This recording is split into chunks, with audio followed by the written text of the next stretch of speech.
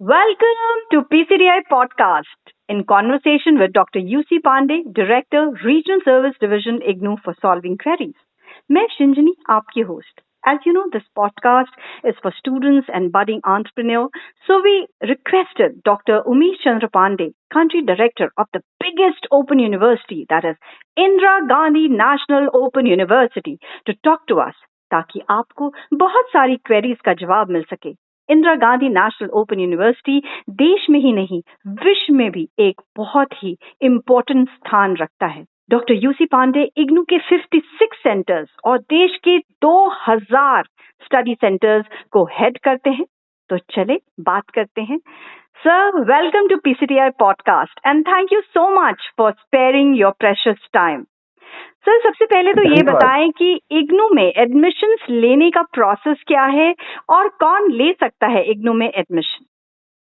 जी, बहुत बहुत धन्यवाद। सबसे पहले तो आपके सभी श्रोताओं का हार्दिक अभिनंदन इग्नू की तरफ से। जहाँ तक इग्नू के एडमिशन्स की प्रक्रिया का प्रश्न है, मैं आपको बताना चाहूँगा कि इग्नू के एडमिशन्स साल में 2 बार होते हैं। पहली जो साइकिल है या जो पहला जो हमारा सत्र है वो जनवरी से शुरू होता है, 1 जनवरी से शुरू होता है हर वर्ष। और उसी तरीके से दूसरा जो सत्र है वो 1 जुलाई से शुरू होता है। 1 जुलाई 2022 से जो हमारा शैक्षिक सत्र शुरू होने वाला है उसके लिए हमारे एडमिशन्स की प्रक्रिया शुरू हो चुकी है और उसके लिए जो लास्ट डेट हमने निर्धारित की है वो है 31 जुलाई 2022, ये लास्ट डेट है। और एडमिशन्स का जो अनाउंसमेंट है हमारे विश्वविद्यालय की वेबसाइट पर है, सारी डिटेल्स वेबसाइट पर है। आप यदि हमारी वेबसाइट पर आप लॉगिन करते हैं तो आपको हमारी वेबसाइट के होम पेज पर ही एक लिंक मिलता है। उस लिंक को जब आप प्रेस करेंगे तो आप सीधे एक ऐसी विंडो पर पहुंच जाएंगे जहां पर से स्टूडेंट्स अपने एप्लीकेशन फॉर्म्स को फिल कर सकते हैं और वहां से सारी की सारी चीजें एक सिंगल विंडो सिस्टम पर अवेलेबल है। सारी जानकारियां, हमारा प्रोस्पेक्टस अवेलेबल है, उसको किस तरीके से एडमिशन्स लेने हैं उसकी पूरी प्रक्रिया वहां पर लिखी हुई है। इसके अलावा यदि स्टूडेंट अपना एडमिशन का पूरा फॉर्म वहाँ फिल कर लेता है तो वहाँ से ही वो अपनी फीस भी जमा कर सकता है, अपने एजुकेशनल सर्टिफिकेट्स यानी कि जो भी सपोर्टिंग डॉक्यूमेंट्स की आवश्यकता होती है वो भी वहाँ से अपलोड कर सकता है और इस तरीके से वहीं उसका एडमिशन कंफर्म हो जाएगा और उसके कंफर्मेशन की जो इंफॉर्मेशन है उसके ईमेल और उसके मोबाइल पर उपलब्ध हो जाएगी जैसे ही हमारे एडमिशन की टीम उसके एप्लीकेशन फॉर्म्स को स्क्रूटनाइज कर लेती है।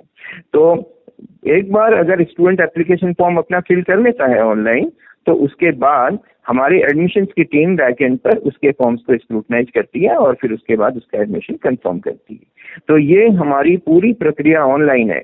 हमारे स्टूडेंट्स को कहीं भी जाने की जरूरत नहीं है एडमिशन लेने के लिए।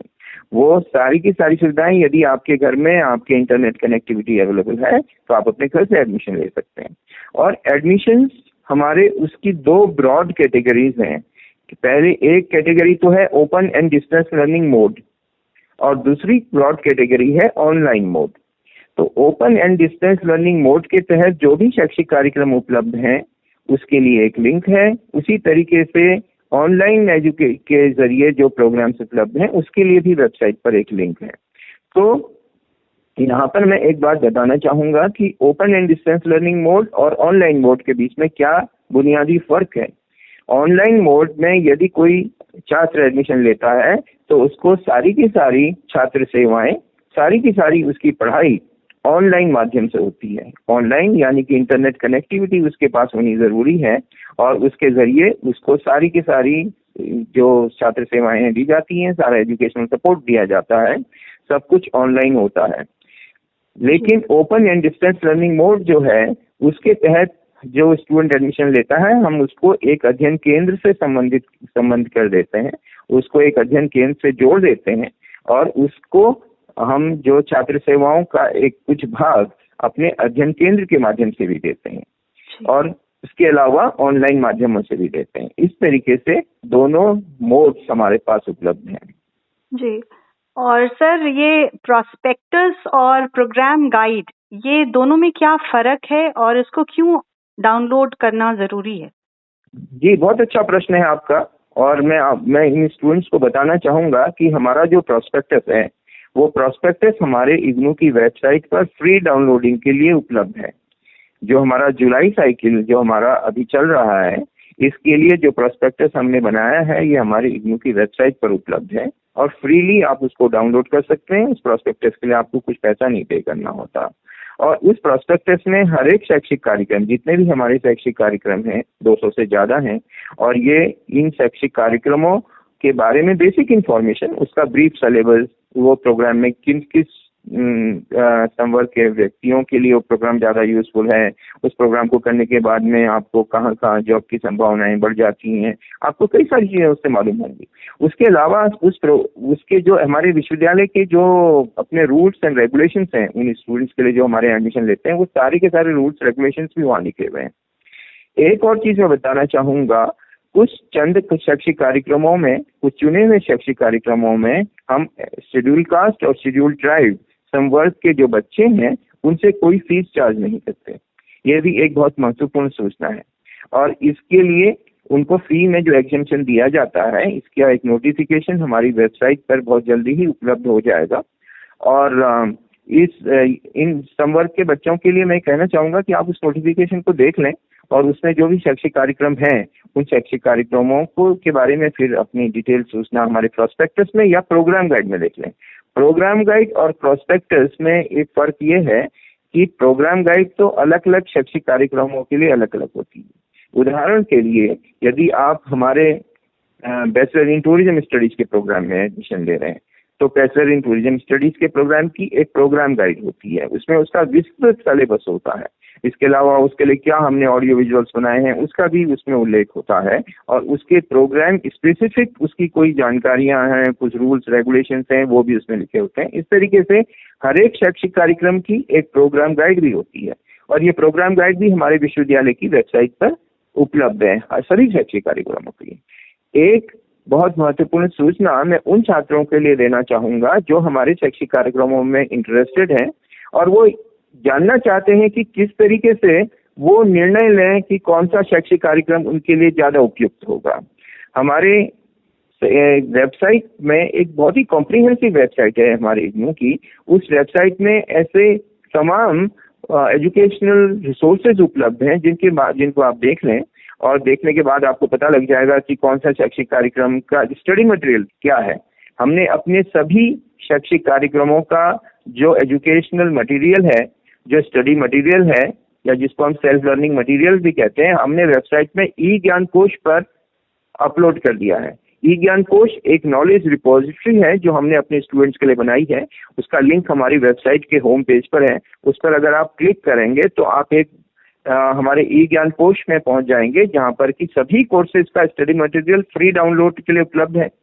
ऑडियो विजुअल स्टडी मटेरियल है, उसको देखें और फिर अंदाजा लगाएं कि वो शैक्षिक कार्यक्रम आपके लिए कितना उपयुक्त है और उसके बाद फिर आप एडमिशन लें। तो हमारी वेबसाइट में इसके अलावा पुराने सालों के क्वेश्चन पेपर्स, करीब 25 सालों के क्वेश्चन पेपर्स हमने अपलोड करके रखे, तो ये भी स्टूडेंट देख सकते हैं कि ये क्वेश्चन पेपर यहाँ किस टाइप के पैटर्न में आते हैं। तो इस तरीके से कई सारे जो हमारे रिसोर्सेज हैं उनको देखें और उसके बाद में फिर निर्णय लें। और यदि इन सब रिसोर्सेज को देखने के बाद भी यदि आपको कहीं पर कोई शंका हो या किसी टाइप का एक प्री एडमिशन काउंसलिंग की आवश्यकता हो तो हमारा सारा एक राष्ट्रव्यापी जो नेटवर्क है क्षेत्रीय केंद्रों का और अध्ययन केंद्रों का, ये आपके लिए प्री एडमिशन काउंसलिंग के लिए आपको प्री एडमिशन काउंसलिंग देने के लिए हमेशा उपलब्ध होते हैं। हमारे अध्ययन केंद्र तो हमारे पार्ट टाइम स्टाफ होते हैं वहाँ पर, तो उनका काम करने का तो एक फिक्स टाइमिंग्स होती है, लेकिन जो रीजनल सेंटर्स हैं वहाँ पर हमारा फुल टाइम स्टाफ होता है और रीजनल सेंटर में आप मंडे से फ्राइडे तक कभी भी जा सकते हैं। और किस सेंटर का क्या फोन नंबर है, क्या ईमेल आईडी है, सभी कुछ ये हमारी वेबसाइट में भी उपलब्ध है। तो उन सभी स्टूडेंट्स के लिए जो हमारे शैक्षिक कार्यक्रमों में एडमिशन लेना चाहते हैं, मैं एक बार पुनः बता दूं कि सबसे पहली चीज तो आप हमारी वेबसाइट देखें। वेबसाइट पे आपको हमारे रीजनल सेंटर्स के कॉन्टैक्ट डिटेल्स मिल जाएंगी, पूरा हमारे स्टडी सेंटर्स की कॉन्टैक्ट डिटेल मिल जाएंगी। कहीं भी आप हैं हमारा एक अध्ययन केंद्र आसपास जरूर आपको उपलब्ध हो जाएगा। फिर आप अध्ययन केंद्रों में जाने से पहले तो उसकी फंक्शनिंग टाइमिंग देख लें। रीजनल सेंटर में मंडे टू फ्राइडे कभी भी जाएं और किसी से आपको अपॉइंटमेंट लेने की आवश्यकता नहीं है और सीधे जाएं हमारे ऑफिसर्स से मिलें, वो आपको प्री एडमिशन काउंसलिंग देंगे। और बाकी सारी सूचना हमारी वेबसाइट पर उपलब्ध है। इसके अलावा हम लोग हर ट्यूसडे को हम लोग 1 घंटे का ज्ञान दर्शन पर टेलीकास्ट करते हैं और अपने छात्रों को ये प्री एडमिशन काउंसलिंग देते हैं कि कौन कौन से शैक्षिक कार्यक्रम उनके लिए किस रूप में लाभप्रद हो सकते हैं। तो कोई भी स्टूडेंट इन फोन इन प्रोग्राम्स में भी अपना प्रश्न पूछ सकता है। सर, बहुत ही इम्पोर्टेंट इन्फॉर्मेशन आप हमारे साथ शेयर कर रहे हैं। आई एम श्योर बहुत सारे क्वेरीज स्टूडेंट्स के रिजॉल्व हो रहे हैं। पर एक और प्रश्न मेरे दिमाग में आ रहा है सर कि क्या एक रजिस्ट्रेशन और री रजिस्ट्रेशन, ये 2 शब्द जो इग्नू में यूज किए जाते हैं, इनमें क्या फर्क है और वो हैं क्या एक्चुअली? जी। रजिस्ट्रेशन तो जब कोई भी व्यक्ति हमारे विश्वविद्यालय में पहली बार एडमिशन लेता है तो उस प्रक्रिया को हम रजिस्ट्रेशन कहते हैं, और किसी भी शैक्षिक कार्यक्रम में फर्स्ट टाइम जब आप एडमिशन लेते हैं। लेकिन कुछ शैक्षिक कार्यक्रम ऐसे भी होते हैं, जैसे कि उदाहरण के लिए मैं कहूँ कि ग्रेजुएशन का पाठ्यक्रम 3 साल का होता है। जब फर्स्ट ईयर से कोई स्टूडेंट सेकेंड ईयर में जाता है तो सेकेंड ईयर की फीस पे करनी होती है। उसी तरीके से जब सेकेंड ईयर से थर्ड ईयर में जाता है तो थर्ड ईयर की फीस पे करनी होती है। तो इस प्रक्रिया को हम री रजिस्ट्रेशन कहते हैं, यानी कि फर्स्ट ईयर से सेकेंड ईयर में जाना भी री रजिस्ट्रेशन कहलाएगा, सेकेंड ईयर से थर्ड ईयर में जाना भी री रजिस्ट्रेशन कहलाएगा। इसी तरीके से यदि हम स्नातकोत्तर स्तरीय पाठ्यक्रमों के बारे में बात करें तो वो 2 साल के होते हैं आमतौर पर। तो फर्स्ट ईयर से सेकेंड ईयर में जब जाते हैं तो वहां पर भी हम इसको री रजिस्ट्रेशन की प्रक्रिया कहते हैं। इसी तरीके से जो सेमेस्टर बेस्ड प्रोग्राम्स होते हैं उसमें भी एक सेमेस्टर से जब आप दूसरे सेमेस्टर में जाते हैं तो पुनः उस सेमेस्टर की फीस पे करते हैं, और इस प्रक्रिया को हम री रजिस्ट्रेशन कहते हैं। और आजकल री रजिस्ट्रेशन की प्रक्रिया भी जारी है। जो भी स्टूडेंट्स हमारे पिछले सालों में एडमिशन ले चुके हैं और यदि उन्होंने फर्स्ट ईयर से सेकेंड ईयर या सेकेंड ईयर से थर्ड ईयर की फीस नहीं जमा की है तो वो प्रक्रिया भी जारी है। उसके लिए भी ऑनलाइन है सब कुछ, और उसके लिए भी अपनी फीस पे करें और उसके बाद अपना एडमिशन उनका ऑनलाइन ही कंफर्म होगा। Thank you sir. और एक चीज और पूछना चाहती हूँ कि अगर मान लीजिए मैं भूल गई एडमिशन लेना, या मेरे कुछ फैमिली इश्यूज हो गए, तो 3 साल का कोर्स है, तो उसके लिए चूंकि ओपन यूनिवर्सिटी है इग्नू, तो उसके लिए क्या प्रोविजन है? जी देखिए, हमारे विश्वविद्यालय में बहुत फ्लेक्सिबिलिटी दी जाती है। आमतौर पे जैसे कि परंपरागत शिक्षा पद्धति में आपने देखा होगा कि कोई व्यक्ति अगर 1 साल बीच में किसका ब्रेक हो गया तो फिर से उसको अपना कोर्स जारी करना बहुत मुश्किल हो जाता है। हमारे विश्वविद्यालय में ये नहीं है। यदि आपने फर्स्ट ईयर में एडमिशन लिया, किसी कारणवश आप अपनी पढ़ाई नहीं कर पाए, आप अपने एग्जाम नहीं दे पाए, तो कोई बात नहीं, हम आपको सेकेंड ईयर में एडमिशन दे देते हैं। इसी तरीके से सेकेंड ईयर में भी यदि किसी कारणवश आप कुछ पेपर्स नहीं कर पाए या आपका और अपने कोई कमिटमेंट्स हैं जिसकी वजह से आप नहीं कर पाए, तो आपको हम थर्ड ईयर में एडमिशन भी दे देते हैं। तो ये जो पुराना जो बैकलॉग है, जो बचे हुए आपके पेपर्स हैं, वो आप साथ साथ कंप्लीट कर सकते हैं। उसमें हमारी ऐसी कोई बंदिश नहीं है। और हर एक शैक्षिक कार्यक्रमों में एक चीज मैं आपको बताऊं कि हर एक शैक्षिक कार्यक्रम का एक मिनिमम पीरियड और एक मैक्सिमम पीरियड इसलिए हम स्पेसिफाई करते हैं। यदि आप हमारे प्रोस्पेक्टस को देखेंगे तो आपको उसमें लिखा होगा कि मिनिमम टाइम, मैक्सिमम टाइम। हर एक, जैसे कि अगर 3 साल का ग्रेजुएशन का पाठ्यक्रम है तो 3 साल मिनिमम तो उसमें लगाने ही पड़ेंगे कि first year, second year, third year. और यदि आप 3 साल में बीच में आपको कुछ पेपर छूट गया तो या किसी कारणवश, तो आप उसको 6 साल के अंतर्गत कभी भी पूरा कर सकते हैं। उसके लिए कोई हम अतिरिक्त फीस नहीं लेते हैं। जी। और सर, जो कि हमारे स्टूडेंट्स जो हैं इग्नू के, वो कुछ विदेश में भी हैं, तो उनको क्या बेनिफिट है, या अगर विदेश के कोई स्टूडेंट्स हैं तो उनको इग्नू कोर्स क्यों अपनाना चाहिए? क्या जी, वो निश्चित रूप से आपका बहुत अच्छा प्रश्न है। जी, आपका बहुत अच्छा प्रश्न है। इग्नू एक अंतर्राष्ट्रीय स्तर पर फैली हुई यूनिवर्सिटी है। आपको जान के आश्चर्य होगा कि इग्नू न केवल हिंदुस्तान में बल्कि विश्व के कई भागों में अपने शैक्षिक कार्यक्रम देती है। तो इस तरीके से बड़ी संख्या में विदेशी छात्र भी हमारे यूनिवर्सिटी में पढ़ते हैं। उनको कई देश हैं जहाँ पर कि हमारे पार्टनर इंस्टीट्यूशंस हैं, और उनसे इतना ही नहीं, कुछ देशों के स्टूडेंट्स हमारे यहाँ से ऑनलाइन भी पढ़ते हैं। जी, तो बहुत सारे इंटरनेशनल बॉडीज भी हैं जो इग्नू की डिग्रीज को मान्यता देती हैं, ऐसा भी है। निश्चित रूप से, जैसा आपने पहले बताया कि इस वक्त इग्नू सारे विश्व का सबसे बड़ा विश्वविद्यालय है।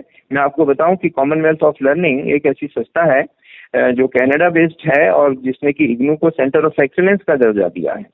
ये एक अंतर्राष्ट्रीय संस्था है, बहुत प्रेस्टिजियस संस्था है, और वो उसने इग्नू को सेंटर ऑफ एक्सेलेंस का जो एक स्टेटस दिया हुआ है उसके स्टडी मटेरियल के लिए भी दिया हुआ है और उसको उसकी जो डिस्टेंस एजुकेशन की प्रैक्टिस है उसके लिए भी दिया हुआ है। इस तरीके से अंतर्राष्ट्रीय स्तर पर आज इग्नू को उत्कृष्टता का केंद्र माना जाता है। सारा विश्व इग्नू की तरफ देखता है जब भी उसको क्वालिटी एजुकेशनल प्रोग्राम्स के बारे में जरूरत होती है। इस तरीके से शायद ही देश का या विश्व का और कोई ऐसा विश्वविद्यालय होगा जो कि इतने बड़े भूभाग में अपनी गतिविधियों को चलाता है। जहाँ तक हमारे देश की बात है, हमारे देश में जो national assessment and accreditation council है, नैक जिसको कहते हैं, जो कि सभी विश्वविद्यालयों के क्वालिटी का आकलन करता है और उसने इग्नू को हाईएस्ट ग्रेड दिया है A++। तो इस वक्त इग्नू A++ ग्रेड वाली विश्व की हमारे देश की ऐसी यूनिवर्सिटी है जो कि दूर शिक्षा पद्धति में काम कर रही है और इसको की देश का जो हाईएस्ट अवार्ड है उत्कृष्टता के लिए वो दिया गया है। तो मैं ये कहना चाहूंगा कि इग्नू के जो सभी प्रोग्राम्स न केवल यूजीसी से बल्कि सभी स्टैट्यूटरी बॉडीज से रिकॉग्नाइज्ड हैं। उनको वो दर्जा प्राप्त है जो कि अन्य जो विश्व के श्रेष्ठतम विश्वविद्यालयों को जो दर्जा प्राप्त है, न केवल हिंदुस्तान के स्तर पर बल्कि विश्व स्तर पर। लगभग कितने स्टूडेंट्स होंगे सर एट प्रेजेंट इग्नू में एडमिशंस जो ले?